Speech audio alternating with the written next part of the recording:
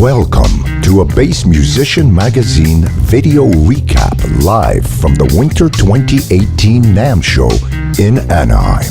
The recap starts now.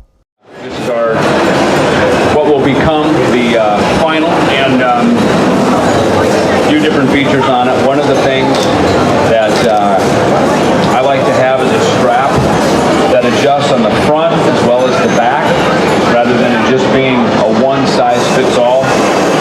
We have a bass here, my friend Randy. He can be our bass demo model. Randy used to work for me on when we were writing the Rust in Peace record. When he was there during the Marty Friedman auditions and all kinds of great Megadeth history. So Randy is also now a chiropractor, which if you're a bass player for 40-some years like I am, a chiropractor becomes your best friend ever. And so we worked together with Gruv here to develop the strap that would be back friendly and posture friendly. So one of the features of this is to be able to adjust the front as well as to be able to adjust the back. So you can do two different adjustments, and what that does, essentially, kind of fundamental, when you can adjust the front, you can adjust this. When you can adjust the back, you can adjust this. Right? So as a pick player, I generally need to have the bass kind of up a little bit, but also turn so that I can mute, right? So that's the function of that. Whereas somebody maybe like Robert Trujillo, who's a finger player, can have it down low and have it like this, right? And he can play kind of more like almost like an upright bass player, drop it down. Robert DeLeo from Stone Temple Pilots, those kind of guys that play like that can have that, right? So you can have different functions with the strap.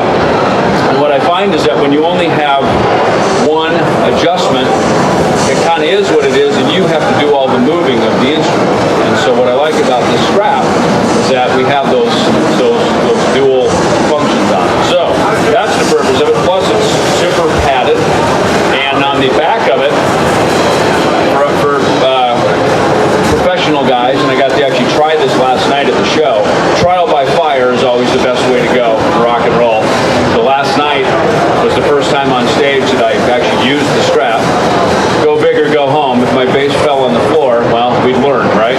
So everything worked great. In fact, I used it with two different basses last night, two different styles, kind of a more of a Fender P-bass style, plus as well my signature Jackson. So I got to really put it under the trial last night.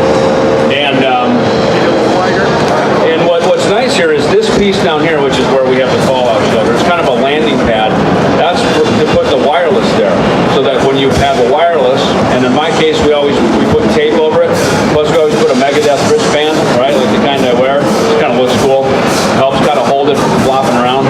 What's nice about having that there is that you can still adjust the strap length up and down without having to take the wireless off. Because most straps, once you tape and wrap that whole wireless on, you go, shoot, man, I got to move the bass.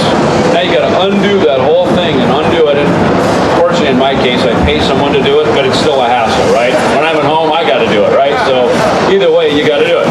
So having it here, this piece doesn't move no matter what. So you can, as long as you have enough slack in your cable here, which you usually do, you can move this, you can move the height up and down and not have the wireless be effective. And in the heat of battle, when you're moving, whether you're playing Saturday night at the club or Sunday morning at the church or Tuesday night with Megadeth in, Wembley Stadium, it's a time saver, and it's one less hassle you have to think about, so you can keep your head in the game and play your songs and be positioned. So anyway, very multifunctional strap as well as being comfortable.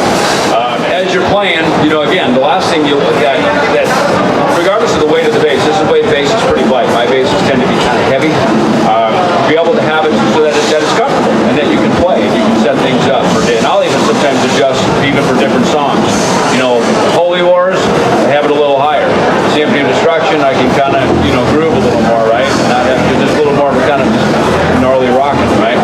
So it's nice to be able to have that so you can adjust it on the fly. So that's it. Thank you, Jay. Thank you, Gruv here. Thank you, Randy, for an awesome product here.